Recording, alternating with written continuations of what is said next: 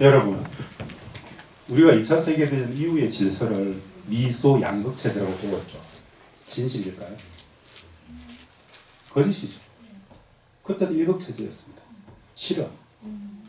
2차 세계대전이 끝났을 때 전 세계의 GDP 미국 60%였어요. 2차 세계대전 당시에 사상자가 8천만 명이죠. 3천만 명이 누구였습니까? 러시아입니다. 완벽히 피폐한 완전히 무너진 나라였어요. 그런데 그때부터 미소 양극체제라 그래요. 거짓말이죠. 유럽 중심의 세계 질서를 패권 국가 미국으로 승립시키는 과정 속에서 유럽을 줄 세우기 위해서 어제까지 연합국이었던 소련을 적국으로 설정했던 것은 미국입니다.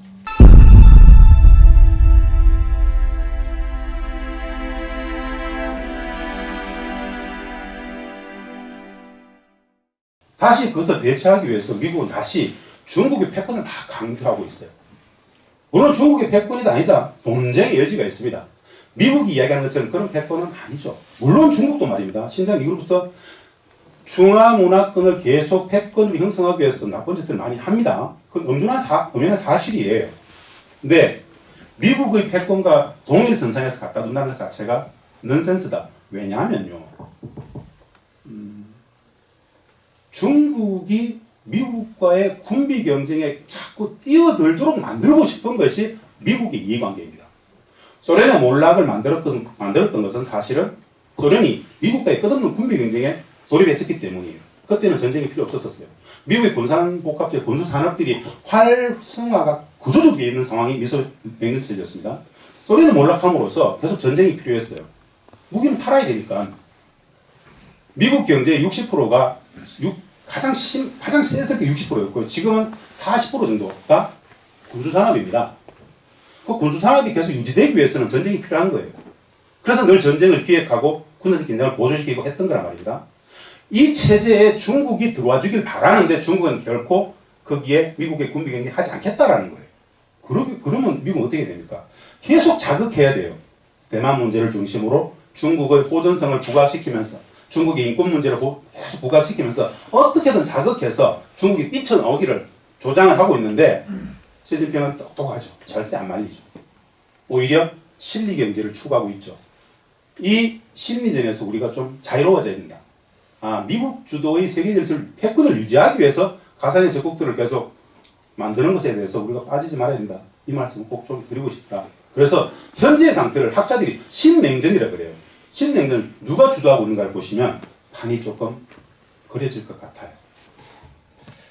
지금 사드는 어떻게 되고 있나요? 사실은 중국과 러시아를 다 견제합니다. 사드. 우리는 러시아까지 그게 되나? 예.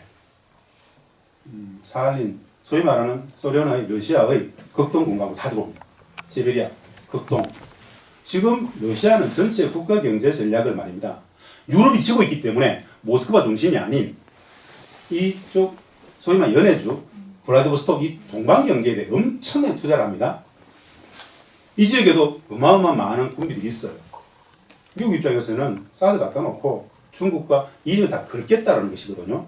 중국은 이 사드를 어떻게 볼까요? 미국의 자신들을 향한 최전선 기지로 보겠죠. 우리한테는 가장 큰 타격입니다. 바로 타겟이 될 수 있습니다. 왜 이 말씀을 드리는가? 상황이 근본적으로 바뀌어버렸어요. 중국은 말입니다. 예전에 남측 대한민국에 대해서 독자적인 군사적 작전을 수행할 수가 없었어요. 중국은. 예전에는.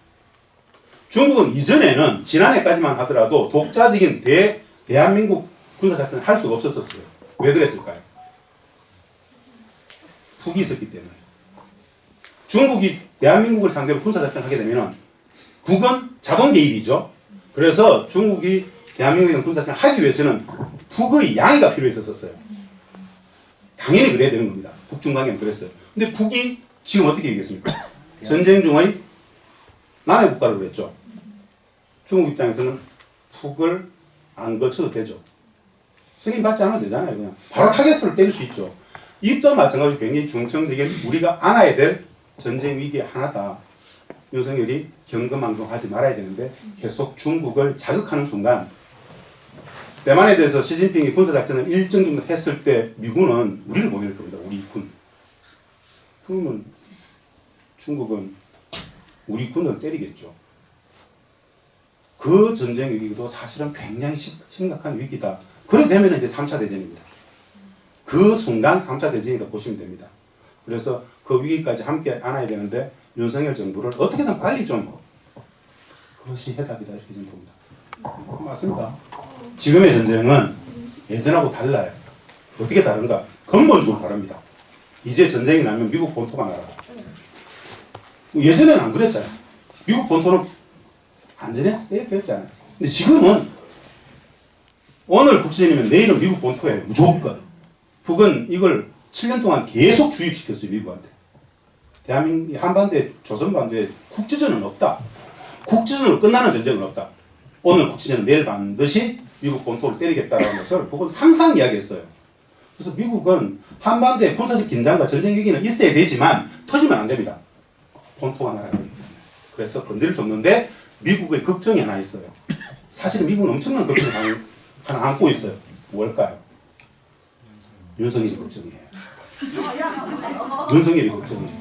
경거망동.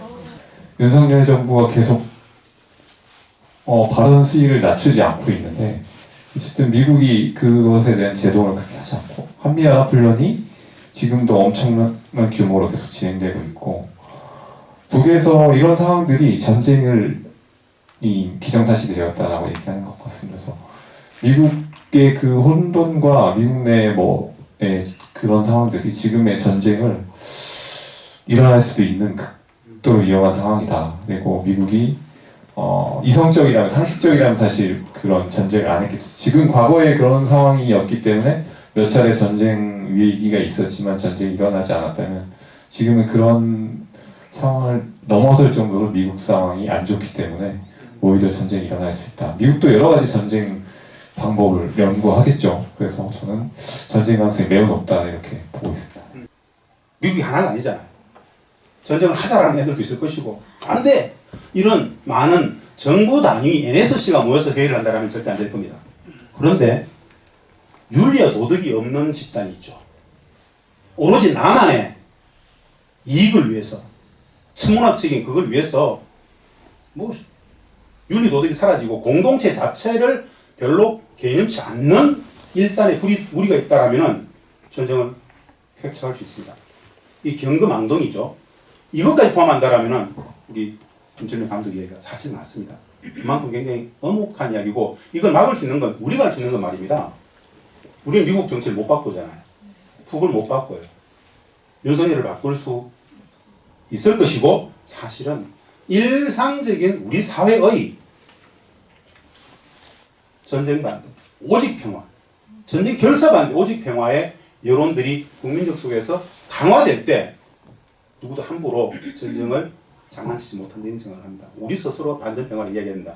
이 말씀 드리고 싶었습니다. 국민의국, 이 땅을 살아가는 우리 인내천, 민이 하늘이다. 국민의국이 절대가치죠. 공동체 성원들의 행복이 가장 절대가치입니다. 그 국민행복을 위해서 평화가 필요한 거죠. 평화를 위한 핵일까요? 어떻게 생각하세요? 평화를 위한 안보가 있습니다. 평화를 위한 안보입니까? 안보를 위한 평화입니까? 헷갈리십니까? 평화를 위한 안보잖아요. 북이 핵을 갖게 된 이유, 우리가 기존 핵 우산에 있었기 때문에 그래요. 아주 소극적 의미에서 우리 핵 우산에 있었죠. 사실 미국은 북에게 늘 핵으로 때리겠다 그랬잖아요. 들어본 적 있습니까? 네. 미국이 언제부터 북에게 핵으로 때리겠다고 얘기했습니까? 언제부터 언제까지? 한국전쟁 때부터. 한국전쟁 때부터. 그리고 북이 화성 17, 18 올려가지고 수소폭탄 실험 2015년 연말에 성공했다고 발표하고 나서부터는 핵으로 때리겠다는 이야기를 안 합니다. 왜? 공멸이기 때문에. 핵과 핵의 공포의 균형을 이루는 것이 북의 전략이었어요. 언제까지? 2015년까지. 아까 미 UN 북측 대사가 얘기했죠. 우리의 목표는 미국과의 핵 균형, 공포의 균형, 군사력을 동등한 수준에서 가져가는 걸 얘기했잖아요. 지금은 뭘까? 지금은 압도하겠다는 거예요. 군사력을 압도하겠다는 거예요. 감히 건드리면 그런데 그런 북의 군사력을 몰라요. 다 극비니까. 뭐 그냥 전문가들은 미국의 본토가 분명히 다 뚫릴 수밖에 없는 상황이 왔다. 더 이상 핵 전쟁은 없다. 다 죽기 때문에 이건 하나의 이제 정설이에요. 그래서 사실은 전쟁적 위기가 끝나면 말입니다. 신뢰 구축을 하는 과정 속에서 전 세계 비핵화 운동을 같이 해야 됩니다. 전 세계 비핵화. 근데 전 세계 비핵화는 누구의 주장이었습니까? 북의 주장이었습니다. 그래서 러시아도 중국도 미국도 다 내려놔라. 그럼 우리도 비핵화계였어요. 다시 북은 이야기합니다. 지금 더 이상 너네들 핵 추상하지 않는다. 전 세계가 핵을 내려놓으면 우리도 핵을 내려놓겠다 이야기합니다. 이미 핵 담론은 사라져 버렸죠. 그래서 저는 이렇게 얘기를 해요. 비핵화 담론 자체가 분단체제 유지 이데올로기였다. 더 이상 비핵화 이야기하기 전에 평화를 이야기하자. 평화를 위한 비핵화다.